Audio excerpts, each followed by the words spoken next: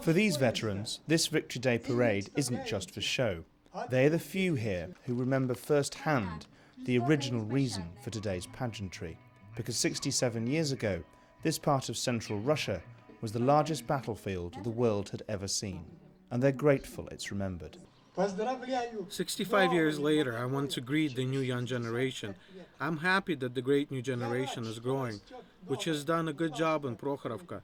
This is a beautiful area, the one you're standing on. Spring 1943. Hitler wants to strike back at the Red Army and avenge the humiliating defeat at Stalingrad in February. Soviet attacks have pushed a huge bulge into German lines around the city of Kursk, 600 kilometers south of Moscow. Now the Germans want to pinch it off at its base. Hitler said that victory here would be a beacon for the whole world. They saw Russia as a big prize, so to say. It would have been profitable had they conquered it. But they miscalculated. The Russian nation proved tougher, stronger, more confident and far-sighted than they imagined. But Hitler also wanted to introduce Germany's latest tanks to battle and kept delaying the attack. By July, they were finally ready. But so were the Soviets. Tipped off by multiple intelligence sources, Zhukov convinced Stalin to turn the area around Kursk into a giant fortress, with 8 defense lines bristling with anti-tank guns and artillery.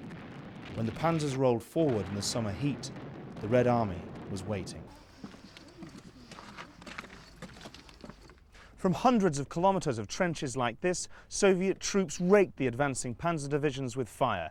The Germans managed to breach 3 of the Soviets' defense lines, but after 5 days of it, their advance had ground to a halt.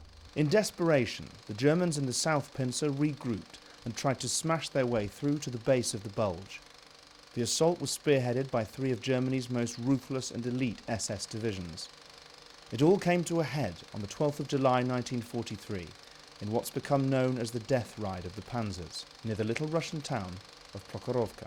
On the morning of the 12th of July, 2 huge tank forces from the German and Soviet sides, unaware of each other's locations, collided head-on in the field of Prokhorovka behind me. Eyewitnesses describe a scene of unimaginable carnage. The Germans' advantages in range and firepower were useless as tanks blasted each other from point-blank range.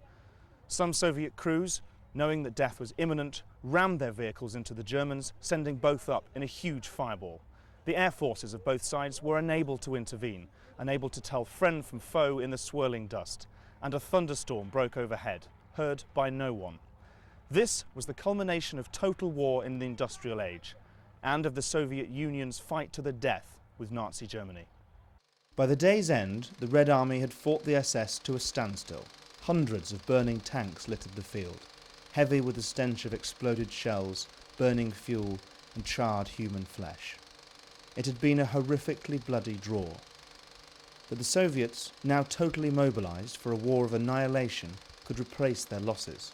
The Nazis could not. It was the beginning of the end for Nazi Germany.